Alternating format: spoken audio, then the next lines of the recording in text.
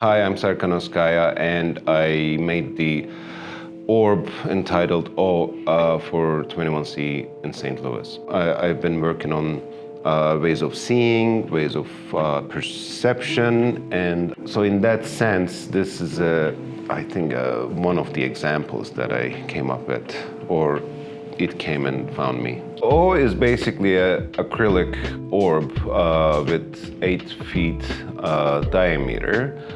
It's about 2 inches thick, and it's filled with about a little more than 8 tons of distilled water. So it weighs almost 10 tons, and it's the biggest crystal ball. The conception, it's always a kind of an enigma for me, these ideas. I cannot be the first person to imagine a crystal ball that big, but I happen to be the first person to build it. My late friend Dennis Oppenheim actually said something about another piece of mine, which is the Sudden Gust of Wind. When he saw it, he said, "This is a piece that everybody would say, I wish I had done this." So I'm pretty sure he would say the same thing about this one. I don't think the ideas really belong to people. You know, they are basically up in the air, and then you just happen to see them or like feel them, and then you fall in love with the idea, and then you take responsibility, and then you just work for it. I hadn't seen it in this scale before. I had like all these smaller versions, and some were like larger ones and so on. I made all these tests, but then this had not been done before, so I also saw it when it's completed. Perception is done through our bodies and the space around us and so on, so it actually makes a difference. And with the smaller ones, for instance, you don't experience that chromatic aberrations. When the size gets much larger, then you start to experience that. And then here, for instance, with this, the focal point is much shorter than the big one, corresponds to the scale. And then with the big one, if you want to see everything inverted, you need to keep your distance from it somehow. But then when you get closer, it becomes like a giant magnifying lens, and that also presents another way of experimentation and experience for people. Every time I install something like that I had only conceived in my mind's eye, and once it's in the space, then seeing people reacting towards it, and then experiencing the space around it and so on, that also teaches me a lot. Through my friendship with Steve and Laura Lee, and over the years, we met maybe 15 years ago in Istanbul, and ever since we worked together. And I don't want to call them merely collectors of mine. I more feel like they're my partners in crime, basically. I come up with stuff, and then we team up, and then we do projects together, not necessarily. And not all of them are collectible, actually. I had this idea, and I showed it to Steve and Laura Lee, and they got it like immediately, and we started working towards it with them. And this location, I think, came up maybe a little later than that, because I'm talking about 5 years ago. And there was the pandemic, and I had to find the fabricators, how it could be done, and so on.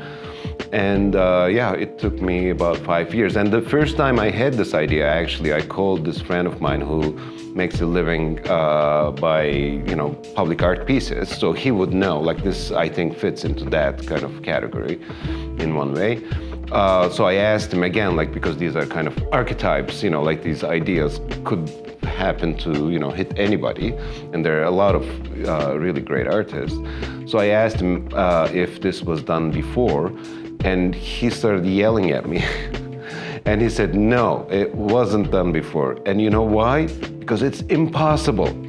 Which made me very happy, not the impossible part. I probably didn't even want to hear about that, but then that it's not been done before, that was great. Okay, that's a green light. So I figured first, of course, I tried to explore the possibility of making it in solid glass.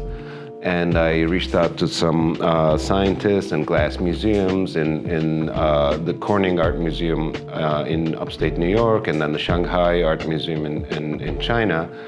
And they said, and then the telescope lens people, Hubble telescope, and they said it's possible to, do that in solid glass, yet the annealing time, the cooling time, will be about 3 years, which means it'll be quite imperfect during that times, and the optics won't work perfectly. And then I learned that the refraction index of water is very close to the refraction index of glass, and found this company who does these enormous aquariums, and they always like a challenge. So they built this orb for me. My ignorance came really together with their, sense of adventure. Yeah, we did that, and then we filled it up, and it works. It requires things and people around it. So if it were in a monochromatic environment, it would not be easy to even photograph it, because it's transparent basically, even if it's a big mass. It's a big sculpture object, bigger than us, yet at the same time it's sort of invisible without the environment, the architecture, and the stuff inside the space. So in that sense, you don't look at it, you look through it, and you look at everything else but it, basically. And when there are people around it, and I think it works best with more than one person, that you see through it, and then you see the environment upside down, you see the other person upside down, but in the back of your head, you also know that you are being seen from the other side upside down as well.